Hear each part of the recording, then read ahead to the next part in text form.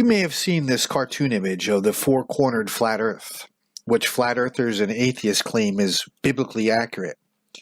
This is because the flat earthers and atheists believe every time the Bible mentions the four corners of the earth, it means four literal corners to them. Well, first of all, their round flat earth cannot have four literal corners, just like the globe does not have four literal corners. Therefore, to get their four literal corners, they believe their flat earth was cut into something else which has four literal corners, as seen in the cartoon image of the flat earth.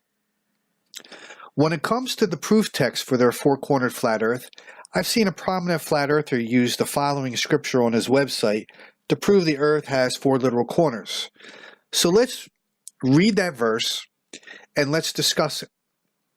The verse is Isaiah 11:12, which says, "And he shall set up an ensign for the nations, and shall assemble the outcast of Israel, and gather together the dispersed of Judah from the four corners of the earth." So let's use the flat earth interpretation of Isaiah 11:12, and let's just, for the sake of argument, agree that there are four literal corners to our earth. So using their interpretation of Scripture, that would mean that God is going to gather together the dispersed of Judah from the four corners of the earth, which means the dispersed of Judah are now living in this four-cornered region. Because how could God gather them from the four corners of the earth if they're not located at the four corners of this twilight zone off the earth that the flat earth crowd claims exists? Now, looking at the map, do you see a big problem with that interpretation of Scripture? Let's say it again. If the flat earth crowd takes this verse to be four literal corners, then they must stick to the same standard when it says the dispersed of Judah will be gathered from the four corners area. That means they're saying that there are now people living off the earth. This shows the silliness of this flawed biblical interpretation that claims that there's four literal corners and that there's people living off the earth. So let's just take a look at the same verse in Isaiah again to get a better understanding of it.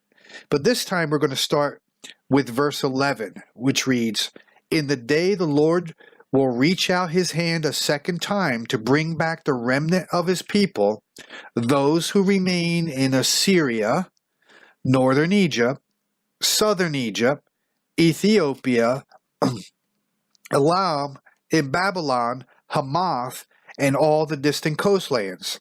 He will raise a flag among the nations and assemble the exiles of Israel. He will gather the scattered people of Judah from the ends of the earth," or the four corners of the earth. Where are these four corners?